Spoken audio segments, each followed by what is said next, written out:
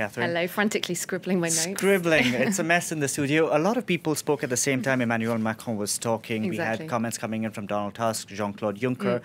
It seems everyone, the consensus seems to be that Theresa May's Chequers plan is off the table. That's right. The Chequers plan being the plan that the UK government has come up with so far for how to withdraw from the EU and what the future relationship is going to look like.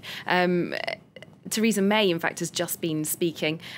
She says that she agrees with Donald Tusk, the President of the European Council, on key issues, that she agrees that they can't have a withdrawal agreement from the European Union without a legally binding, legally workable backstop for Ireland in terms of what's happening about that border between Northern Ireland, which is part of the UK, and the Republic of Ireland, which, as we know, is a separate country, member of the EU, and will remain so.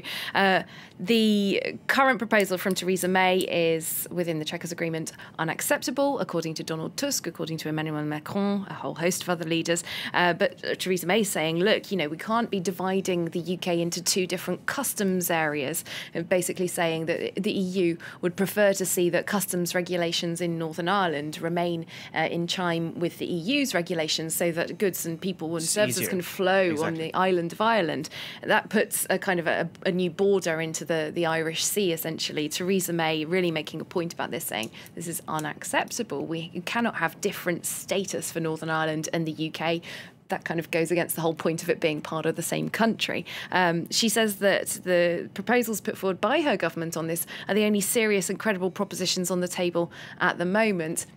And she's asking for the EU to budge. However, having covered this for quite some time, constantly the message that we get from leaders in the EU, whether it's national leaders or institutional leaders like Donald Tusk, is that, look, the UK is the one that voted to leave the EU. They asked for this to happen. They can't be asking the EU to come up with propositions or solutions on what to do with this situation that they've created. So I really think that this is, as predicted many months ago, an enormous crunch point. It's a very, very difficult position for Theresa May. It really is a constitutional argument. What do you do with the status of this one entire region of the UK? And that's going to cause, I'm sure, massive debates, arguments and headaches in the next couple of weeks. So for months, Catherine, we've been talking about the possibility of a no-deal Brexit.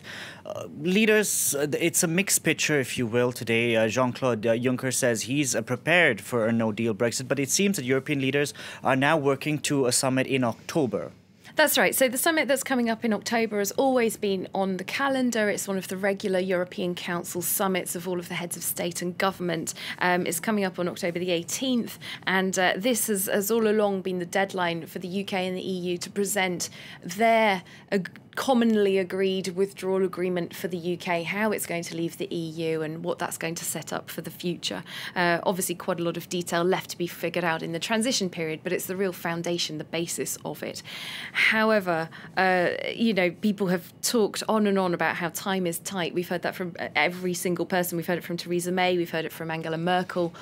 Everybody is saying time is short for October, and it does increasingly look like people are expecting that there's going to need to be an extra summit in November to really sort this all out. Donald Tusk not wanting to put that on the calendar just yet, though, which would seem to make sense. He says October will be a moment of truth, and that decision on another summit will be made equally in October, excuse me. A lot of dates. It's very confusing. Brexit is confusing to those involved, apparently, too.